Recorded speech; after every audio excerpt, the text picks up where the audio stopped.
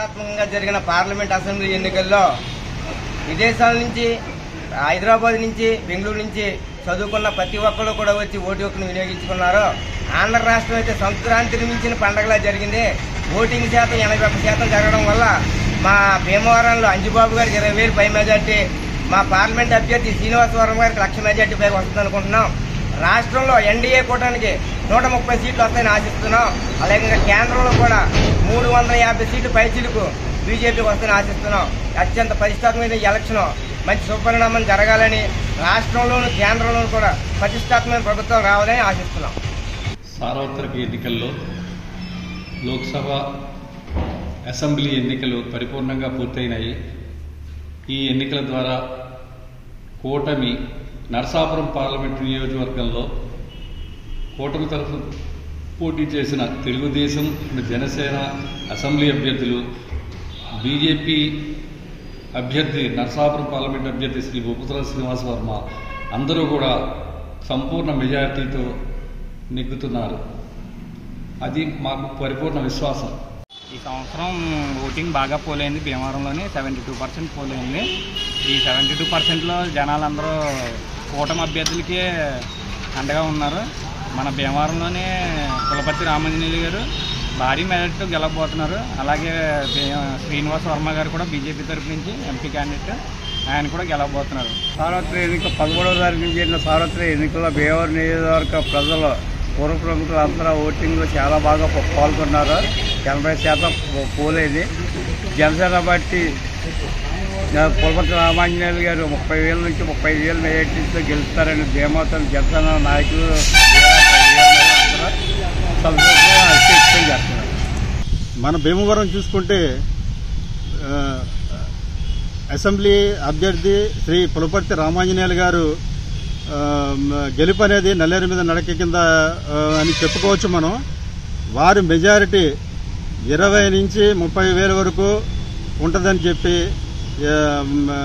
అందరూ public expect చేస్తున్నారు. అదేవిధంగా రాష్ట్రంలో పనిచేసిన కూటమి నాయకులకు, అలాగే ఓటు హక్కు వినియోగించుకున్న ఓటర్స్కి అందరికీ కూడా నా ప్రత్యేక ధన్యవాదాలు తెలియజేస్తున్నాను. ఈ కూటమిలో కూడా మీకు రాష్ట్రం అంతా కూడా ప్రజలందరూ కూడా చాలా సైలెంట్గా ఓటింగ్ చేశారు. ఈ సైలెంట్గా ఓటింగ్ చేయడానికి కారణం ఈ రాక్షసుని సాగనంపడానికి సైలెంట్గా ఓటింగ్ చేశారని చెప్పి అనుకుంటున్నాను నేను. అదేవిధంగా ఈ కూటమి అనేది 140 పైనే సీట్లు వస్తాయని చెప్పి అన్ని సర్వేలు కూడా చెప్తున్నాయి. అది ఖచ్చితంగా అది జరుగుతుందని చెప్పి మా అందరి విశ్వాసం. జై జనసేన, జై హింద్. అందరికీ నమస్కారం అండి. మరి ఈ జనరల్ ఎలక్షన్స్ ఏ విధంగా జరిగినాయి ఏంటన్నది ప్రజలందరూ గమనించడం జరిగింది. పూర్వం ఒక 10 సంవత్సరాలు 15 సంవత్సరాల క్రితం ఎలక్షన్ టెండెన్సీకి ఇప్పుడున్న పరిస్థితులకి చాలా తేడా ఉంది. ఏం చేద్దంటే వివిధ పార్టీలు పైకి రావడం, అలాగే జనసేన ముఖ్య ప్రతినిధిగా బయటికి రావడం కూడా జరిగింది. మరి పవన్ కళ్యాణ్ గారు జనసేన పార్టీని పెట్టి ప్రజలకి మంచి జీవన విధానాన్ని అలవర్చాలన్న ఒక మంచి ఉద్దేశంతో మరి ఆయన కూడా రాజకీయంలో రావడం జరిగింది.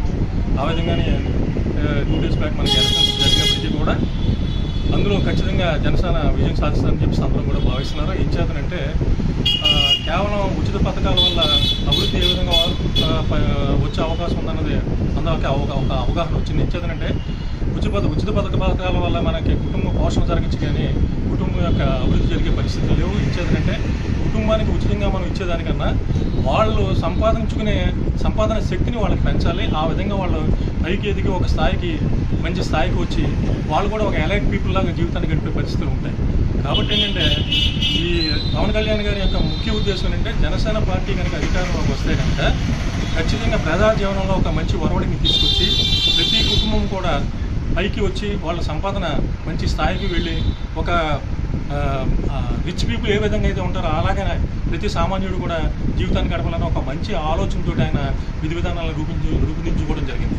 కాబట్టి ఏంటంటే ఈ జనసేనను మనం సపోర్ట్ చేసి మనం గవర్నమెంట్ని కనుక తెచ్చుకోగలిగితే ఖచ్చితంగా ఆయన ఆశించినట్టుగానే ప్రజాజీవనంలో మంచి మార్పు వచ్చి సొసైటీ అంటే వ్యక్తిగతంగా కాకుండా సమాజం అభివృద్ధి చెందే పరిస్థితులు ఉంటాయి.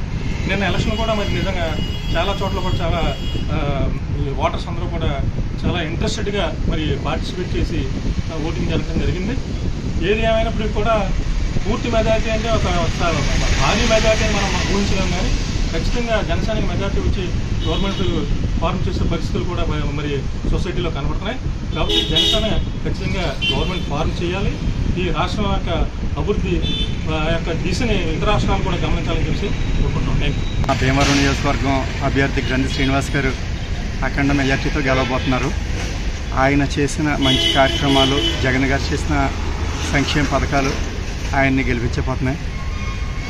అదే రకంగా ఈ జిల్లాలో అనేక నియోజకవర్గాలు వైఎస్ఆర్సీపీ పార్టీ ఘనవిజయం సాధిస్తుందని మేము నమ్ముతున్నాం. ఈసారి వైఎస్ఆర్ పార్టీలో ఎంపీకి గూడూరు ఉమాబాల గారును, ఎమ్మెల్యేగా గంధి శ్రీనివాసరావు గారు కూడా అత్యధిక మెజార్టీతో మళ్ళీ వైఎస్ఆర్ పార్టీ మళ్ళీ తిరిగి విజయవంతంగా వస్తుందని నేను భావిస్తున్నాను, నమ్ముతున్నాను. ఇక్కడ మన గంధి శ్రీనివాసరావు గారు వైఎస్ఆర్ పార్టీ మంచి మెజార్టీతో వస్తుంది. మన అదే ఎంపీ గారు గూడూరు ఉమాబాల గారు కూడా మంచి మెజారిటీతో గెలుపొందుతారని ఆశిస్తున్నాను.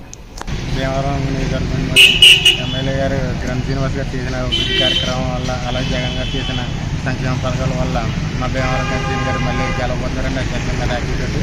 అలాగే మా జిల్లాలో పశ్చిమ గోదావరి జిల్లా కూడా చాలా బాగుంది. జగన్ మండలం నుంచి భీమవరం నియోజకవర్గంలో మా ఎమ్మెల్యే మళ్ళీ మినిస్టర్గా చూడబోతున్నాం. మేము ఈ కార్యక్రమం ఖచ్చితంగా గెలుస్తాం.